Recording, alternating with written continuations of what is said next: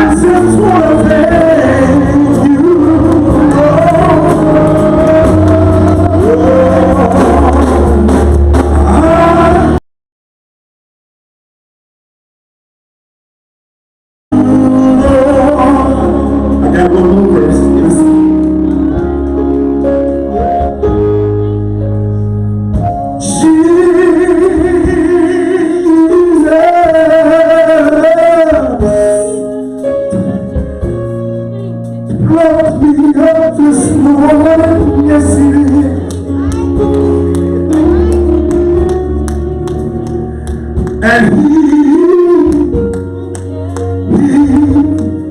he blessed me once, and he blessed me twice. But how many know?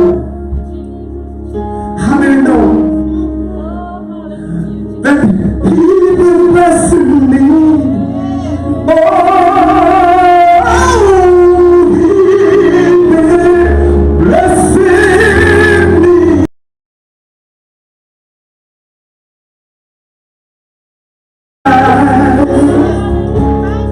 And right now, I just want to let somebody know that we are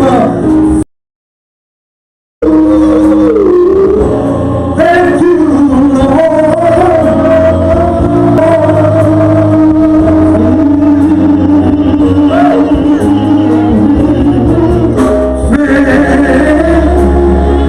You all just raise your hand today. If you've been good to you this week, you shouldn't mind just let the Lord know how thankful you are. Thank you, I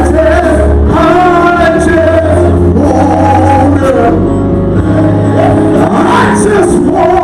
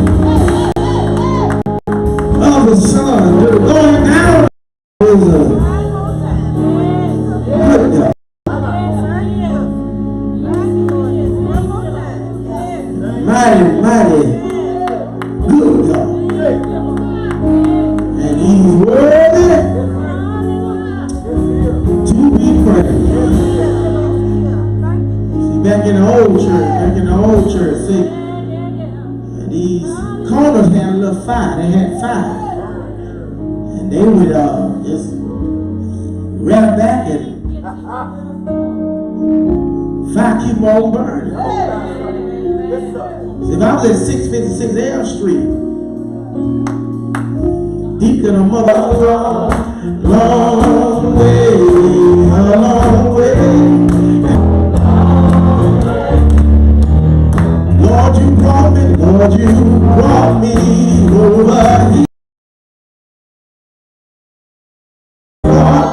from a mighty long way, mighty long way. Lord, you brought me over here and mountain. Lord, you brought me from a mighty long way. Lord, you brought me from the rocking of my cradle. Lord, you brought me from a mighty long way, a mighty long way. Lord, you brought me from the rocking of my cradle. Lord, you brought me from a mighty long way. Lord, I thank you, and Lord, I thank you, and Lord, I thank you for my journey. Lord, you brought me from a mighty long way, a mighty long way. Lord, you brought me from the rocking of my cradle. Lord, you brought me from a mighty long way. Oh, yes, he did. And see, when they start singing that song, they say, you brought me, and you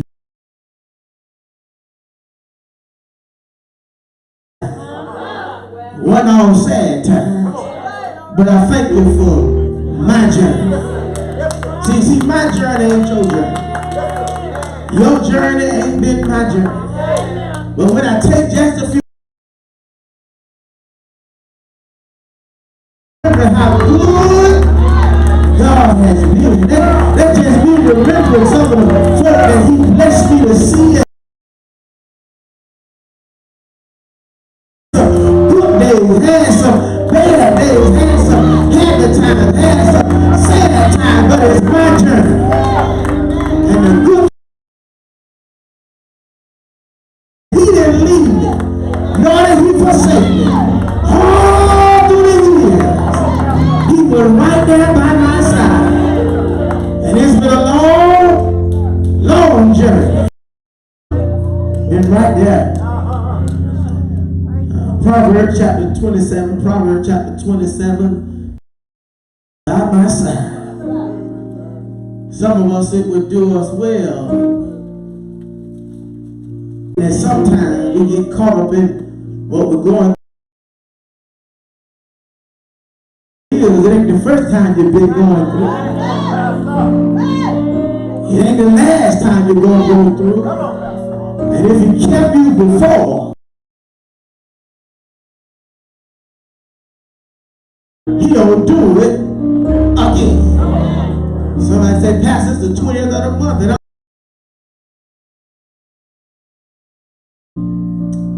Proverbs chapter 27, 17, 18, and 19. Verses 17, 18, and 19.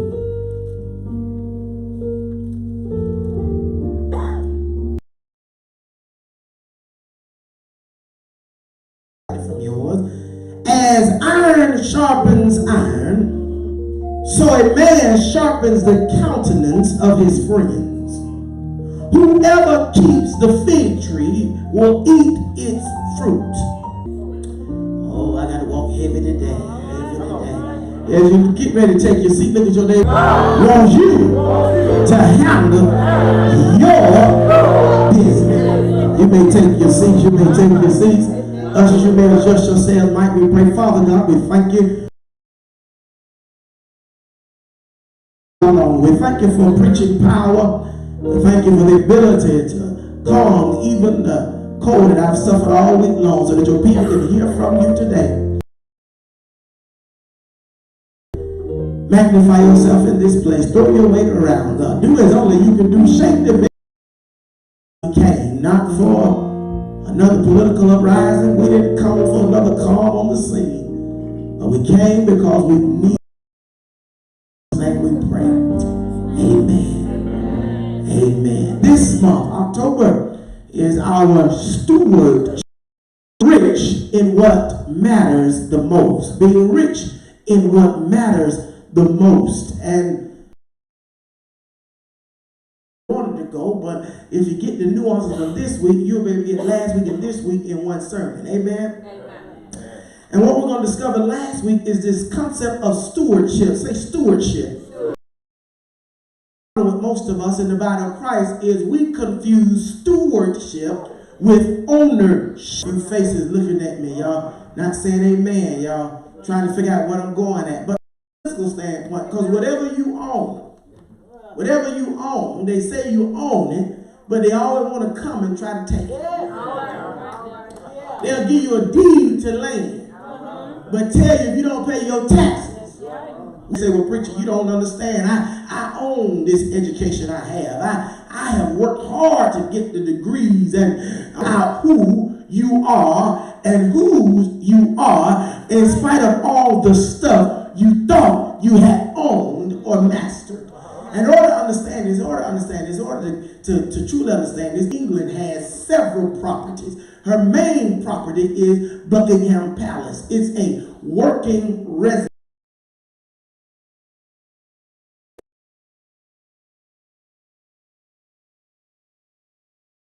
Palace is a weekend retreat, only about 30 miles away from. Have 6 other palaces around the United Kingdom, Scotland, and Northern Ireland. There is a steward who is in charge of running and maintaining the house so that when the Queen decides to pay the bills, to fix it up and to keep it up, they live there, they eat there, they work there, they enjoy the pools, they enjoy the spa that the palace has to offer. But the steward knows that they will never own it because they are just working in it because they are the manager for the owner. Well, come here, let me explain something to you. Because you think you own that even your life is borrowed from God. For your life is but a vapor that appears for a body belongs to the earth. Because when you all said and done, some preacher somewhere is going to say, whereas death has once again invaded our ranks and taken out the walk of this life, the soul of our and dust to dust, because from dust you came, and life. As if I own this stuff, I live this life recognizing that I have to give an account for everything I have done. The judgment. All of us will have to stand before God. What we did with the life He gave us. What we did with the resources He blessed us with. Because it's to put 2 and 2 together, to worry about somebody else's business. Won't you put 5 and 5 together and 10 to your own?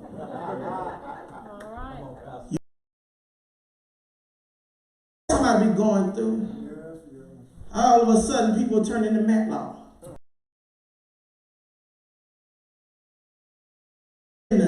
Law and order. I got to get to the bottom of why they're going through what they're going.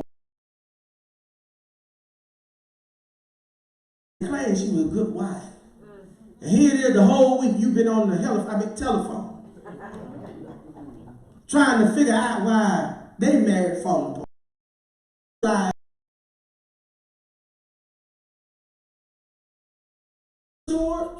If you're going to be rich in what matters the most, you got to handle, take care of our own business. How does it say we can take care of our own business? I'm glad you asked that. 3 quick. You missed it. Watch this. You right.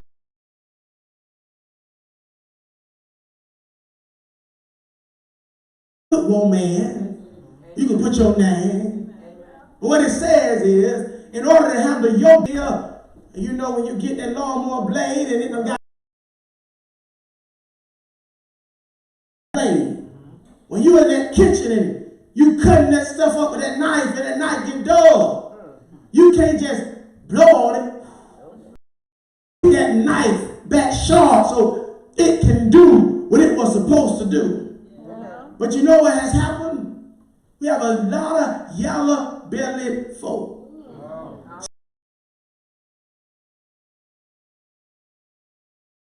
Live our lives, not recognizing that friction makes you better. Conflict is absolutely necessary for growth. If you surround yourself with people who think like you all the time, you are never going to be able to think outside of your current mindset because everybody else thinks just like you. You say, well, Pastor, I don't quite understand. That's okay. Come here, David. What can you help us? God told me I would become king. He was cool with where you are and what you're doing and don't want nothing better for you. It might be time for you to get a better group of friends. Because one thing a true friend will tell you is when you're wrong, you're just wrong. Watch what the text says. Just as iron sharpens iron, put in countenance is conscience. Say conscience. The thinking of their friends. You need to find somebody to challenge your thinking. Most of us have not gone outside, get the check and get the retirement. You better find you somebody and say, you know what, God made me for what to do. And try to go out here and start our own business. And then somebody say, well, what do we fail? And greatest NBA player ever. What happened with you, boy? Well, I didn't even play for the high school. And there has to be participation. If you're going to be rich in what matters the most, you got to surround yourself with people. You got to surround yourself with people.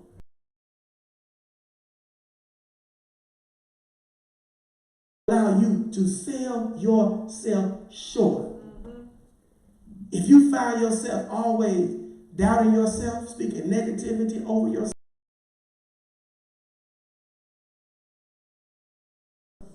don't do that. You walk around with your homeboys and you and your girl done broke up and you say, man, I might not be the person I thought I was. They told you that maybe it was your fault, but you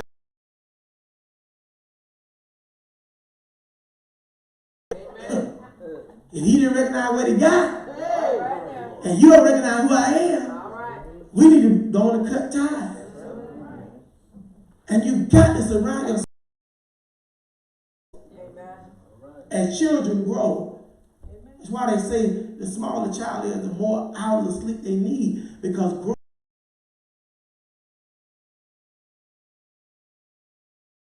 in such a box that you decide that the best is already happened. Amen. Many of you sitting there now saying your best years are behind you.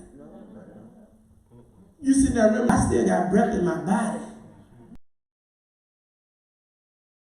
Already done. And I want to surround myself with people that want to allow me to not. Don't miss it. Whoever keeps the fig tree will eat its fruit.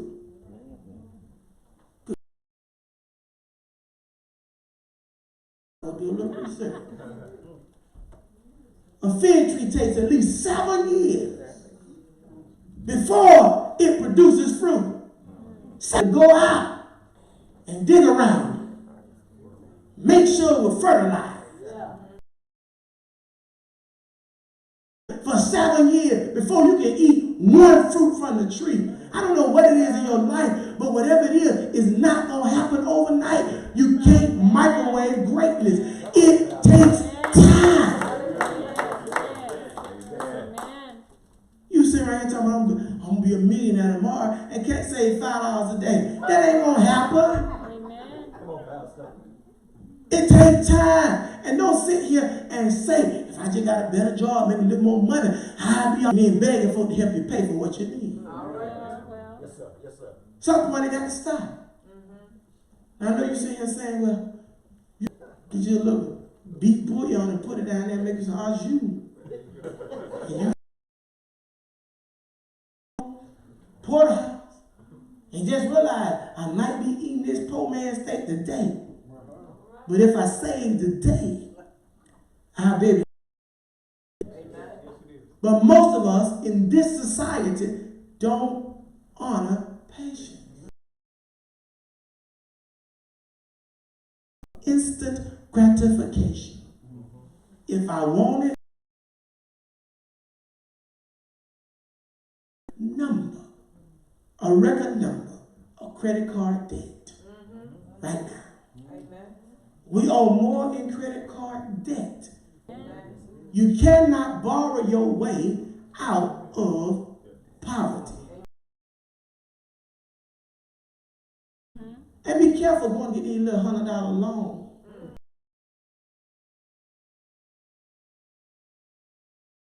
You know, if you let me get these $200, when I give an income tax,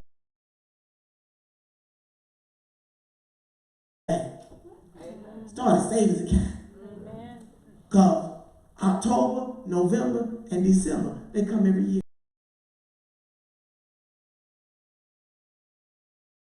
Whatever, the thousands you get, because you know we don't get nothing. And then come the end of the year, and you say, you broke. How good you got it. Okay, how great things are. Seasons change. We live in a country now that believes that the healthcare system, you might as well take a vow of poverty. Because to get the unhealth care we have, you got to spend every dime you got. And you look around and say, out of the 32 advanced nations, we're the only ones that have people going bankrupt to stay alive. Country out of the 32 advanced nations where you will literally die trying to stay alive.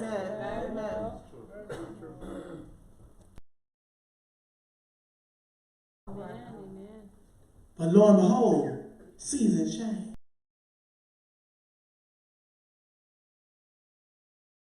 Folk get crazy. You have to say, you know what? Before I lose my freedom, I better lose this job.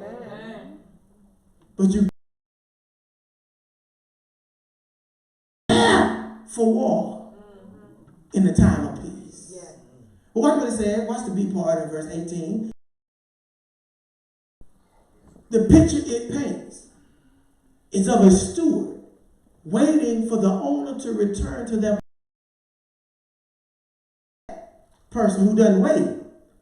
Start selling the master stuff because they think the master ain't coming back.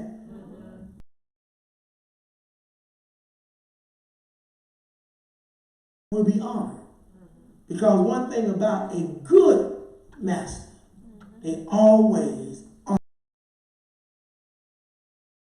Look at patience as a burden.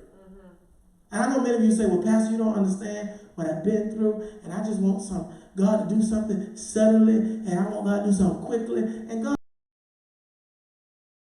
purpose for me. He takes his time. And he takes his time, so that by the time he does what he's going to do, you can't give nobody no glory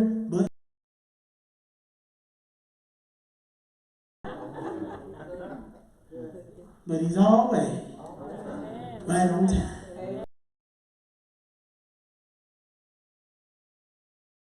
Thirdly, finally, and I'm out of here. I'm not gonna hoop today. I can't anyway. My voice gone. Not only do we no.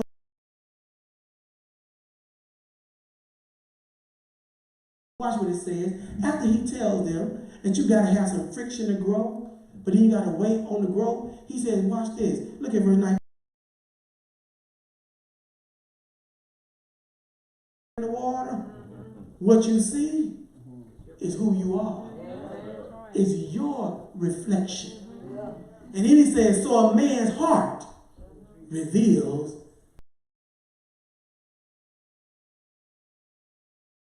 some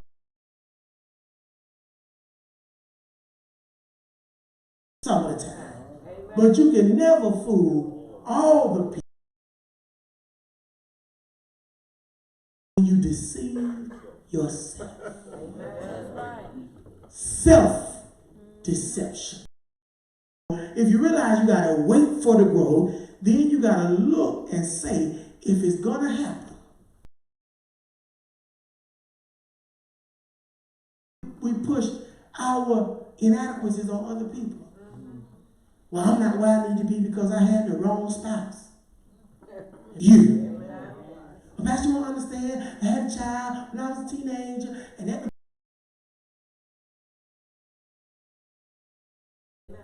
It didn't have to be, because there have been mothers that have teen pregnancy and with their child on their back, incarcerated, been locked up, and when they got out, say, you know what? Time for me to do me. And oftentimes you discover they won't have detailing cars, painting houses, whatever they can to make sure that they succeed. Because either you can see your perception when you look in the water, the face you see is your own. Then watch this, and I'm out of here. The last part.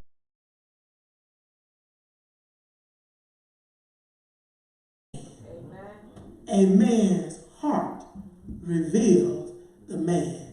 Pastor, what you trying to say? The Bible says where a man's heart is. You love that, but you can't love something that you love your spouse, but your goal is to pull your spouse down. That ain't love. Amen. If you're a part of the church and your goal, you don't love the church. Amen.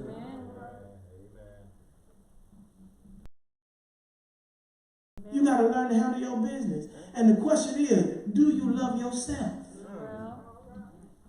Have to ask that question, because we spend money on spending money on yourself. I know you thought going to the barbershop spending money on yourself, but making sure you're so you be buried. That's loving yourself. Amen. Loving yourself is making sure that if you got sick, we got a lot of folk now with individual mandate gone. On my job alone, we had 6 people say, I just ain't gonna get the health insurance. I was playing. Told one of the young fellas, custodian, I said, you need to get the health plan. He said, oh, I ain't worried about that. I ain't gonna get sick. 2 months. Discovered last week, I said, well, where is Benjamin? They said, where they had to let him go. Couldn't come to work. No money to pay for it. He came to work over and over with his feet really swollen. And I tell you, for you. Can I tell you something? You got to do something for you. Amen. I know you sit back talking about, Pastor, what vacation got to do with me loving me? You got to pull away from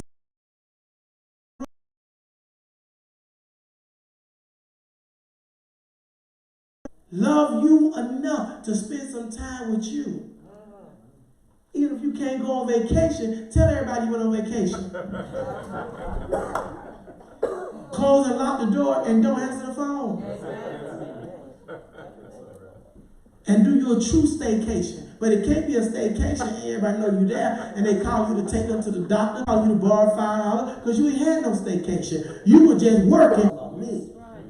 And Lord have mercy. When I get through, she said, you feel like to take advantage for yourself. Because many people recognize that the person in the family y'all thought were the strongest were the first to fall. Amen. And it's because they want to bear the burden of everybody else. and it's too heavy a burden to bear. Got to give it to the Lord. Handle your business and take care of you. And make no apologies for taking care of you. Make no apologies when they call and say, we're going out Friday. And you say, I decided this Friday is going to be me. Get it in. Roll you right on out. I'll take you to the cemetery. Life has to continue.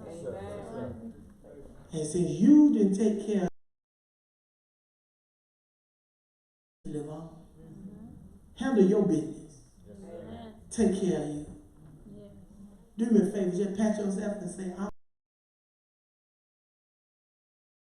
you. Go to the doctor. Don't say that, Shirley. Go to the doctor. Live a fruitful, productive, and prosperous life. If you receive this word, give the Lord a hand. While we're standing all across the sanctuary, while we're standing all across the sanctuary, there may be somebody among us today who doesn't know Jesus Christ in a free part of your sin. If you died right now, today, not about church membership, it's not about even going to church, it's about a relationship. Making sure you have a relationship with God. If you're here today and don't know Jesus Christ and a free part of your sin, we invite you. If you're here and say, well, you know, Pastor, I am saved, I believe I'm going to heaven, but I'm not hearing his voice. Harden out your heart, come unto him. And we tell you there's nothing better than knowing Jesus. He will pick you up, turn you around. You ought to know him, get to know him. Right now, today, just come. There's nothing better. There's nothing better. There's nothing better.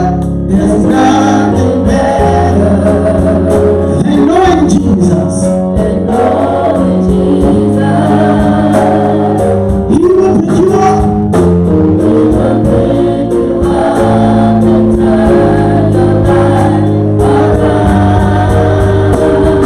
You want to know him?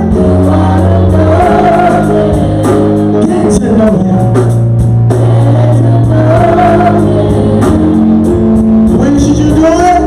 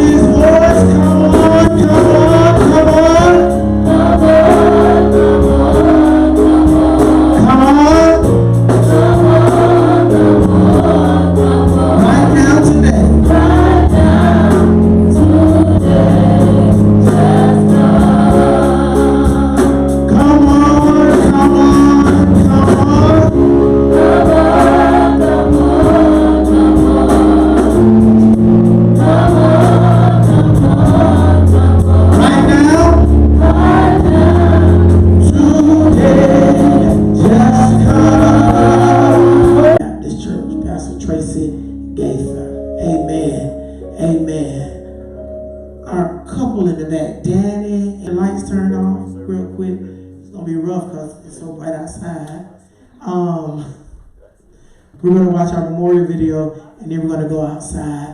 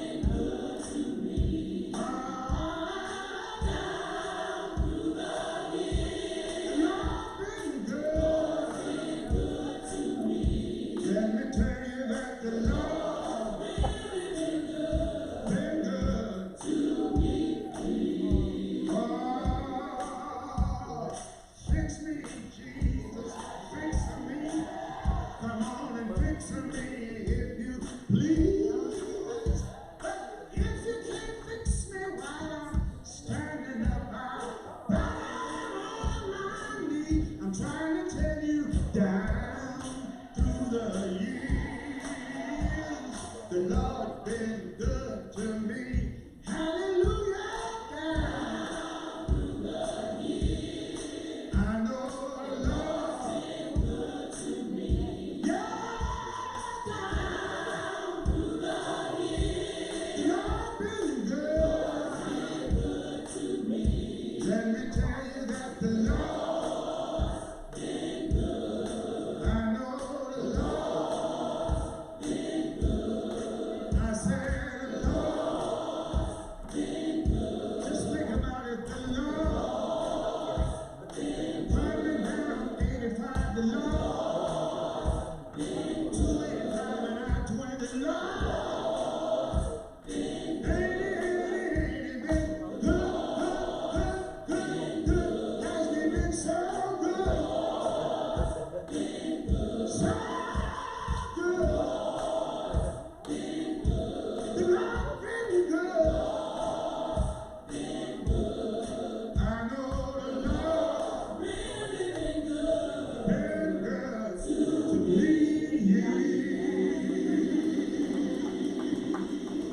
To the church. Neighbor, I want you to take care.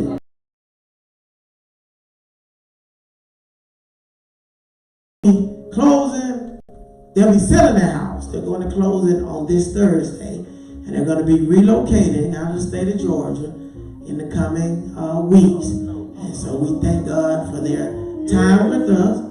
But once you're part of the family, you're always part of the family. And we know they're going to be. We thank you for reminding us that we have to handle our own business. And God, you created us for purpose, and you created us on purpose. And God, we pray that you would bless our time together, that you would keep us, lead us, and guide us. Now, God, we leave this place. We pray you never been recognizing that it is all for your glory, and we do everything.